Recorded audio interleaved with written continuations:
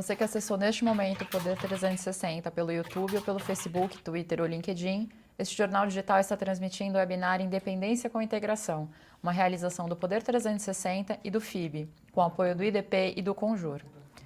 Para começar o nosso debate, eu tenho uma pergunta um pouco mais aberta, que é: como é que a gente pode usar esse momento de celebração dos 200 anos da independência brasileira para tentar fomentar caminhos de uma maior integração do Brasil com Portugal e com a Europa, com o resto do mundo, observando também essa questão de que o foco está se deslocando para o Indo-Pacífico?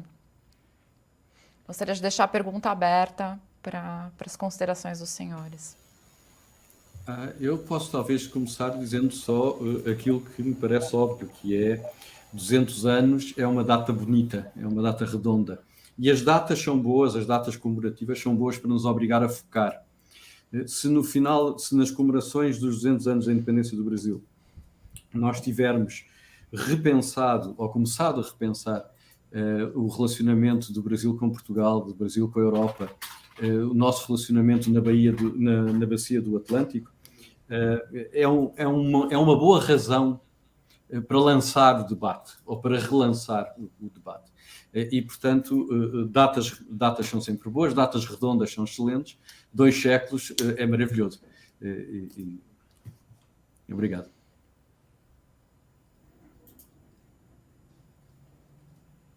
A colocação do professor Bernardo, não é? As datas, né, as comemorações dessas datas são sempre úteis para rever não só a interpretação do passado, quer dizer, no caso específico a historiografia, não é? Mas, sobretudo, para olhar para o futuro. Não é?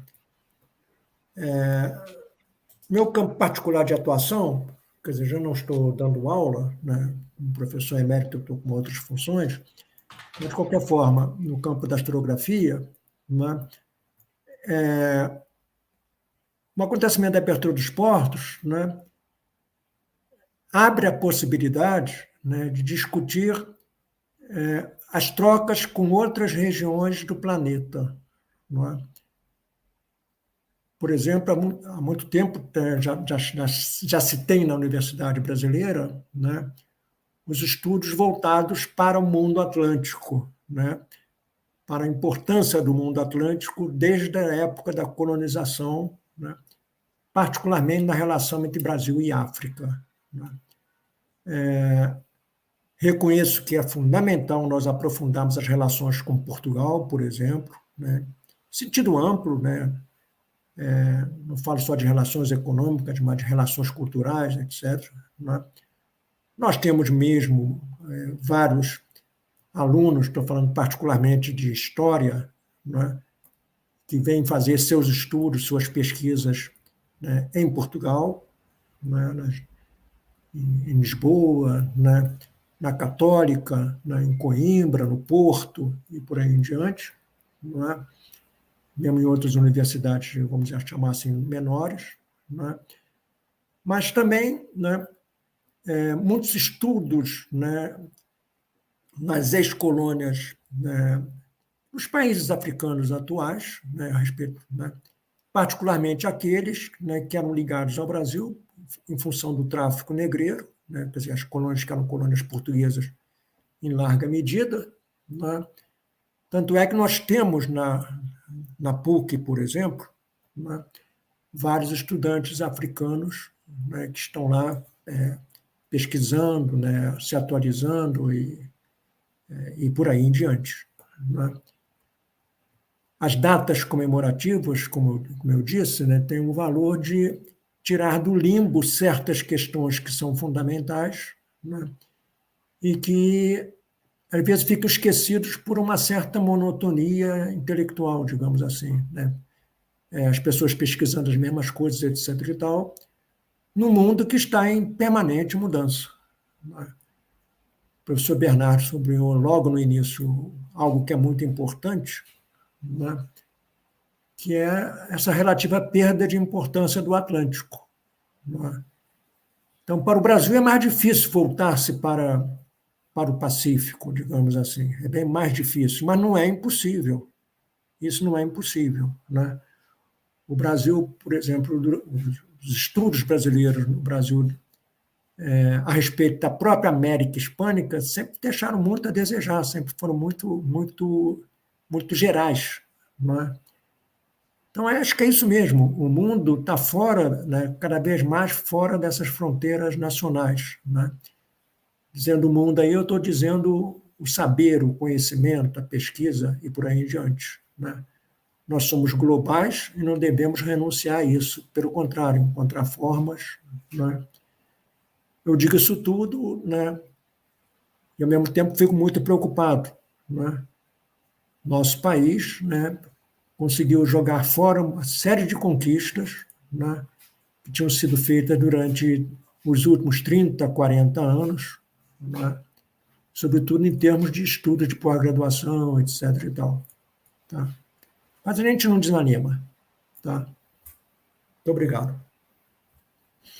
Muito obrigada. Gostaria de direcionar uma pergunta para o senhor Vitalino. Professor, como que o senhor avalia as relações Brasil-Portugal nas últimas décadas? E por onde poderíamos começar a explorar, por exemplo, avanços de comunicação, de integração, não só econômica, mas cultural, em relação à nossa antiga metrópole? Muito obrigado. Boa tarde, a partir de Lisboa. Agradeço a pergunta. Nesta minha primeira intervenção, gostaria de agradecer, em nome do FIB, Fórum de Integração Brasil-Europa, o apoio do consultor jurídico, do IDP, e também esta colaboração muito importante com o Poder 360. Estamos muito gratos em nos terem dado a oportunidade de trabalhar convosco, já a partir deste início de 2022, na concretização da nossa agenda, que é uma agenda que tem muito que ver com a pergunta que foi feita e com o futuro que nós perspectivamos nas relações entre o Brasil e a Europa. Em relação àquilo que é o relacionamento entre Portugal e o Brasil, todos nós sabemos, enfim, procurando fazer uma síntese possível num espaço de tempo limitado, todos nós sabemos que essas relações tiveram altos e baixos. Houve sempre um relacionamento estreito entre uma certa elite cultural, uma certa elite política dos dois países. Isso permaneceu ao longo da história, creio eu, mais intensa aqui e ali, até um bocadinho marcada pelos regimes políticos dos dois países, mas regimes políticos desses que também estiveram a espaços muito próximos ao longo da história. Sempre houve esse relacionamento entre as elites brasileira e portuguesa. Sempre houve uma imigração portuguesa para o Brasil que, de alguma forma, também fez permanecer um relacionamento a certo nível. Ultimamente temos visto alguma imigração no sentido contrário, agora imigração na perspectiva portuguesa, isto é, muitos brasileiros procurarem Portugal para viver e para trabalhar. Houve uma certa... Eu fiz parte de um governo português entre 1995 e 2002, presidido pelo engenheiro António Guterres, hoje em dia, como se sabe, secretário-geral da Organização das Nações Unidas, mas na altura primeiro-ministro português, e o engenheiro António Guterres tinha uma expressão em relação às relações com o Brasil, que é Brasil, Brasil, Brasil, investimento português. Houve uma política de Estado promovida, ou pelo menos encorajada pelo Estado português, pelo governo, no sentido de investidores portugueses, quer do setor público, quer do setor privado, irem investir no Brasil. Política de Estado. A política de Estado deu o que deu, teve sucessos, teve insucessos, mas houve também aí uma tentativa de aprofundar o relacionamento entre Portugal e o Brasil. Hoje em dia, aquilo a que se assiste é um fenómeno que eu acho que não é fácil ainda de medir, mas é um fenómeno que é fácil de perceber que existe. Hoje em dia existe um movimento ao nível da sociedade civil brasileira, que não é promovida pelo Estado, nem pelo Estado brasileiro, nem pelo Estado português. É um movimento da sociedade civil. Um movimento que não é comandado centralmente por ninguém, mas que existe, que é o movimento de muitos brasileiros procurar em Portugal, não já propriamente como imigrantes, como para vir trabalhar em Portugal, mas para procurar Portugal como uma plataforma interessante para continuar a ter relações com o Brasil e a trabalhar e a ter a sua atividade principal, se calhar no Brasil ou noutro sítio pelo mundo fora, mas para ter aqui uma plataforma a partir de Portugal para ter uma perspectiva, uma visão mais ampla do globo. E é um bocadinho também por causa disso que o FIB, enfim, com o patrocínio forte do ministro Gilmar Mendes, é por isso também que o FIB surge. O FIB tem a noção de que em Portugal começa a haver uma massa crítica muito relevante, muito interessante de brasileiros que querem ajudar a projetar o seu país e que podem utilizar a sua presença em Portugal para isso.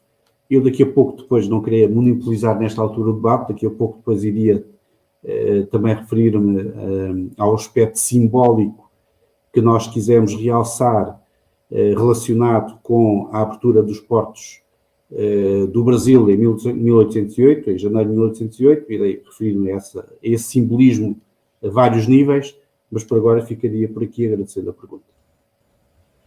Perfeito. Ministro, eu tenho uma pergunta, que é a seguinte: de que forma o Brasil pode aprimorar institucionalmente a sua interlocução com o Brasil e com Portugal, observando também questões como não só o tratado Mercosul-União Europeia, mas também uma eventual entrada do Brasil na OCDE, para usar alguns temas aí que estão na pauta pública. Como é que institucionalmente a gente consegue se aproximar melhor e tirar o que pode ser empregado, ou enfim, o que pode servir de integração entre os dois países, para que a gente consiga se comunicar melhor com o resto do mundo? Eu tenho a impressão, Ana, que hoje, pelo menos, nós percebemos que essas relações vão para além das relações meramente oficiais. E acho que temos uma consciência também, temos que ganhar essa consciência no Brasil, do seu papel no mundo. Nós somos, na verdade, um país continente, e temos esse belíssimo legado de cultura portuguesa, de língua portuguesa, que, ao contrário do que alguns veiculam, acho que nos enche de orgulho. Muitos colegas nossos, aí, pesquisadores, ao longo dos anos, e os historiadores poderiam também tocar nesse assunto, se orgulham e chamam a atenção de que a colonização portuguesa permitiu esse Brasil uno, que nos propicia não só orgulho, mas também riqueza. Acho que isso é um fator importante. Por outro lado, nós devemos ter a consciência do nosso papel na América do Sul, e aí a importância desse acordo Mercosul, que nós devemos sempre buscar e fortalecer, como também na América Latina. Por outro lado, como já foi dito, nós temos uma plataforma, para usarmos uma expressão hoje muito em voga, nós temos uma plataforma cultural comum com os europeus. E Portugal é essa ponte que nós podemos ter, inclusive, de diálogo mais profícuo com a Europa. Nesse contexto, como já foi apontado aqui, tanto pelo professor Bernardo como pelo professor Vitalino, também não devemos perder de perspectiva o mundo lusófono como um todo, especialmente os países de língua portuguesa. Recentemente, numa iniciativa bastante recente, foi assinado esse Tratado de Mobilidade. Oxalá isto seja logo ratificado no Congresso Nacional e permita que daí resulte uma maior integração. Eu tenho a impressão que no plano dos diálogos da academia, de alguns setores da atividade industrial, do comércio, já há um grande esforço nesse sentido. E é preciso que a gente realmente dimensione a grandeza dessa relação, o papel que nós temos no mundo a partir da própria dimensão continental do Brasil, para que, de fato, desenvolvamos políticas dignas da nossa dimensão. E eu espero que isso transcenda, pelo menos em algum momento, as políticas oficiais, que são muitas vezes contingentes, que são muitas vezes marcadas por momentos políticos eleitorais. Muito obrigada. Professor Bernardo, uma pergunta. Quais seriam os principais desafios, não só para o Brasil se integrar mais culturalmente?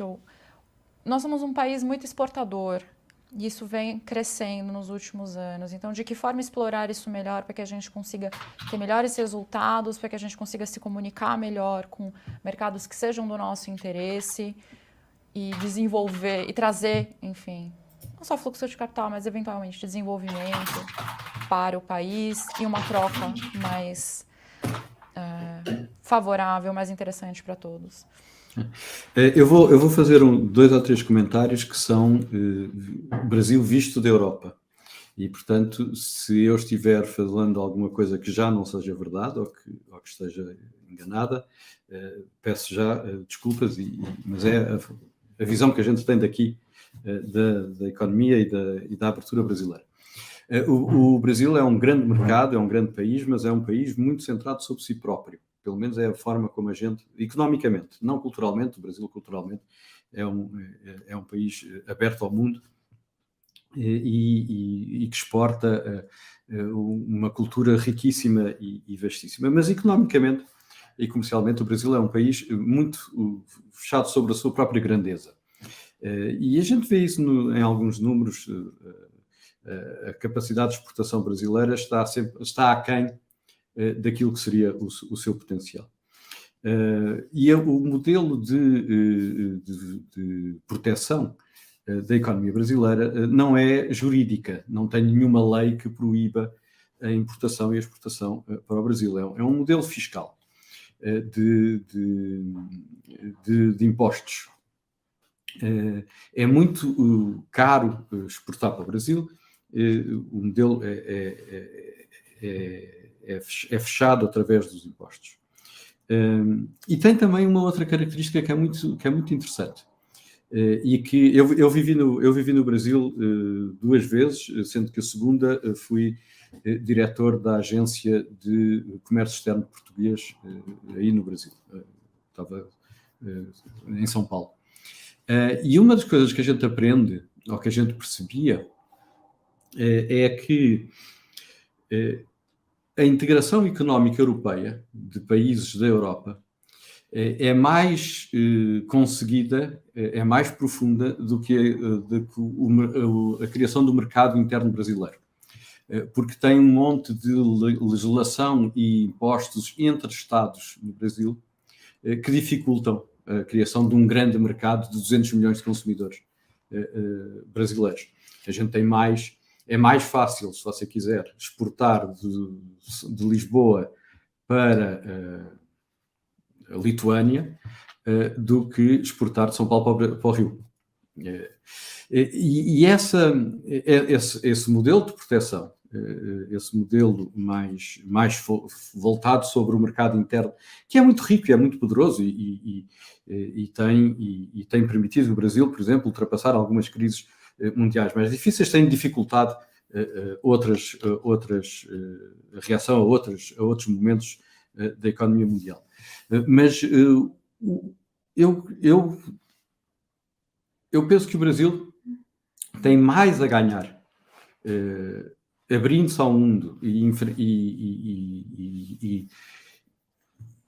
correndo a concorrência de outros mercados, de outros países, que porventura terão algumas coisas para levar ao Brasil e para ajudar o Brasil a desenvolver-se, e terão certamente muito para aprender com a economia brasileira, do que manter-se neste mercado interno grande e rico, mas limitado. Eu acho que o Brasil tem vindo a abrir-se, tem vindo a tornar-se mais global, mas tem muito ainda para abrir, tem muito ainda para permitirem o acesso de empresas e de serviços estrangeiros. Tem muito a ganhar em integrar-se nestes grandes movimentos tecnológicos, por exemplo, onde a tecnologia e o desenvolvimento dos meios para a revolução digital faz através da cooperação e da ciência. E se quiser, talvez o melhor exemplo de todos recente do que foi a cooperação científica, que foi a pandemia. Não houve grande cooperação política entre os Estados, ao contrário do que seria ideal. Mas houve uma grande cooperação científica entre os laboratórios, entre as universidades, entre os centros de saber. Todo mundo partilhou informação, todo mundo partilhou pesquisa científica, todo mundo partilhou aquilo que sabia sobre o vírus da Covid-19. O que permitiu avançar muito mais depressa no encontro das vacinas do que aquilo que seria normal.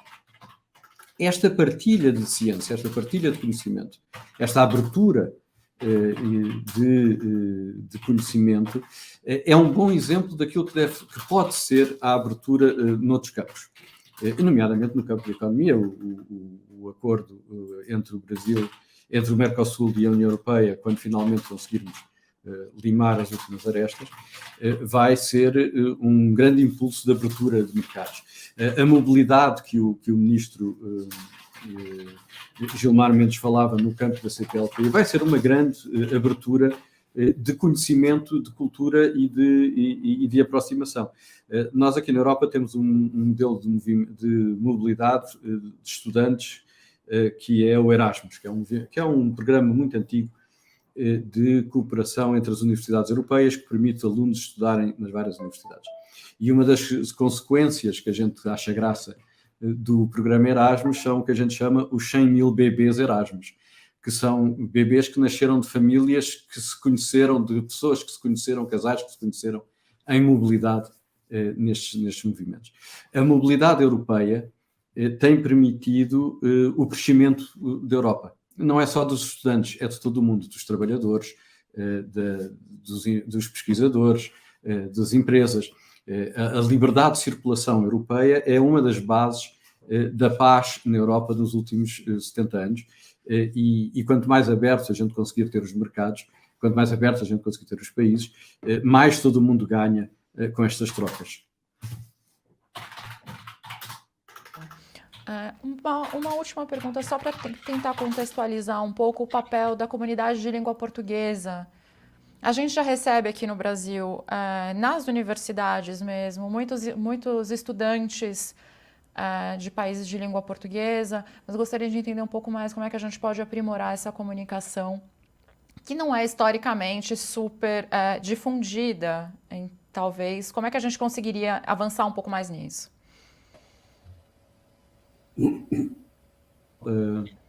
Nós temos uma comunidade que é uma organização internacional, que é composta por todos os países que falam português no mundo inteiro, que vai do Brasil, África, Europa e Timor-Leste. Essa comunidade tem muito a ganhar se nós conseguirmos aprofundá-la mais. Temos muito todos a ganhar com este relacionamento mais íntimo da língua portuguesa. Há alguns sinais de que nós ainda não atingimos o patamar de integração e de importância da língua e da cultura portuguesa que nós poderíamos atingir. Se quiser um exemplo que não é muito importante, mas é um sinal, o português ainda não é uma língua oficial das Nações Unidas e, no entanto, é a língua mais falada do hemisfério sul do planeta. Portanto, há muito ainda que nós podemos fazer mas temos que fazê-lo em conjunto. Se nós juntarmos esforços nas organizações internacionais das quais somos membros, se pudermos aprofundar e aproveitar o facto de alguns países da comunidade de língua portuguesa terem pertença em organizações que outros não têm, nomeadamente, por exemplo, o Brasil teria muito a ganhar se trabalhasse mais com Portugal no seu relacionamento com a União Europeia. Da mesma forma que Portugal terá muito a ganhar se trabalhar mais com o Brasil no seu relacionamento com a América Latina e com os países das Américas. Este encontro de vontades exige vontade política e exige imaginação, porque o resto está lá. Está uma cultura antiga, está uma língua partilhada, está um entendimento partilhado do que são os grandes objetivos e os grandes desafios do mundo. Nós isso vemos o mundo de uma forma muito semelhante. Não temos choques culturais ou formas diferentes de ver o mundo. O que nós temos que saber é aproveitar este potencial que ainda eu acho que não está completamente aproveitado e que temos que trabalhar mais, juntamente com os outros países de língua portuguesa, para darmos a dimensão e a importância e o retorno desta grande família de língua e de cultura portuguesa que nós todos poderemos ganhar se trabalharmos mais em conjunto. Perfeito. Para finalizar esse debate, eu passo a palavra para o presidente do FIB, Vitalino Canas. O senhor tem 5 minutos. Muito obrigado. Vou procurar respeitar escrupulosamente o nosso horário. Queria começar, não fiz há pouco, porque me pareceu que seria agora a boa altura. Queria começar por ressaltar a excelente lição de história que aqui tivemos, dos nossos convidados, particularmente do professor Ilmar Matos. Também a excelente lição de conhecimento da economia e das situações na Europa e no Brasil do professor Bernardo Ivo Cruz. Queria agradecer a presença amiga, mais uma vez, do ministro Gilmar Ferreira Mendes e sublinhar a excelente moderação da Ana Rangel. Eu há pouco falei de simbolismos. Queria aqui salientar porque é que nos permite fazer uma projeção também para o futuro. O simbolismo da abertura dos portos, decretada logo que Dom João VI de Portugal chegou ao Brasil, mas que foi acompanhado na altura por outro conjunto de medidas, algumas já aqui referidas. Não se referiu ainda, por exemplo, a criação do Banco do Brasil, também em 1808, poucos meses depois da abertura dos portos, e houve outras que foram aqui assinaladas. A União Real foi criada um pouco depois, em 1815, mas tudo isto são movimentos, são atos, são iniciativas que tinham de estar já muito bem pensadas, não podem ter sido pensadas apenas nos meses em que Dom João VI esteve nos navios que o conduziram à Bahia inicialmente. Isto estava tudo pensado. É óbvio que a interpretação da história dá sempre margem a grande criatividade, como já aqui foi referido pelo professor que nos fez a lição de História, Ilmar Matos. Há sempre margem para grande criatividade. Eu, pessoalmente, estou persuadido que a intenção da Casa Real era de dar ao Brasil grandes condições de existência autónoma e de, eventualmente, passar o centro do poder, em definitivo, para o Brasil, de Portugal para o Brasil, se as coisas corressem mal na Europa. E, portanto, tudo aquilo que foi feito foi no sentido de passar o poder real para o Brasil, não por poucos anos, mas pelo período que fosse necessário, inclusive de o manter lá, se na Europa o poder napoleónico persistisse por muito tempo e, de alguma forma, impedisse Portugal de continuar com a sua independência na Europa. Mesmo que essas iniciativas tivessem o reflexo ou tivessem o resultado, mais tarde, dar lugar à independência do Brasil, como viriam a dar. Mas, na verdade, o que nós temos de dizer 200 anos depois é que aquilo que foi feito nessa altura beneficiou certamente o Brasil, criou-lhe condições para a ganhar, poucos anos depois, a sua independência, mas também beneficiou a longo prazo Portugal. Temos a estar a falar com o Brasil e o Brasil a falar com Portugal, com dois países autónomos e independentes, mas com capacidade de se projetar no globo e de criar parcerias nesse mesmo globo que podem ser importantes. E aqui passo para o momento presente, estarei já quase a terminar o tempo que me foi concedido. O momento presente vai ser um momento de grande transformação. Depois da pandemia se incorporar nos nossos hábitos do dia-a-dia, as coisas não vão ficar como eram antes. E vai haver oportunidades e vai haver também a necessidade de repensarmos as relações internacionais. E aí, quem conseguir ter o maior número de relacionamentos, quem conseguir projetar-se, quem conseguir ter boas ideias para oferecer ao mundo, quem conseguir ter bons apoios por esse mundo fora, quem conseguir mostrar capacidade de realização, de compreensão das novas necessidades e capacidade de realização, vai ser quem tem capacidade também de concorrer com outras potências, de concorrer com outros espaços regionais. E eu acho que o Brasil, a partir do hemisfério sul, e virado para a África, mas virado também para a Europa, o Brasil tem aqui grandes condições nas próximas décadas poder dar cartas com os relacionamentos bons que tem, a boa imagem que tem, a boa capacidade de criar parcerias que tem. E Portugal tem todo o interesse em estar nessa fotografia que pode vir a ser criada, tem todo o interesse e tem capacidade para, com o Brasil, na Europa, permitir a projeção do Brasil que o Brasil poderá ter no futuro. E também aqui nos interessa a questão, obviamente, e a mim interessa muito observá-la, a questão do Atlântico. Não devemos dar de barato que o eixo central da atividade económica vai passar, em definitivo, para o Pacífico. Creio que isso tem a sua época, tem os seus momentos, mas o Atlântico continua a ter cartas a dar, continua a ter algo a dar entre um Brasil fortalecido e mais projetado, entre uma Europa virada necessariamente para o Atlântico, não pode estar virada para outro sítio, e entre uma África também que terá de dar, mais tarde ou mais cedo, o seu salto. E, portanto, todos nós estamos interessados no Atlântico e todos nós podemos construir no Atlântico uma resposta intensa, poderosa, à tal tentativa de puxar o eixo global para o Pacífico. Muito obrigado a todos. Muito obrigada. Chega ao fim o seminário online Independência com Integração, realizado nesta terça-feira, 1º de fevereiro de 2022. Esse é o primeiro evento do ciclo de debates pelos 200 anos da independência do Brasil.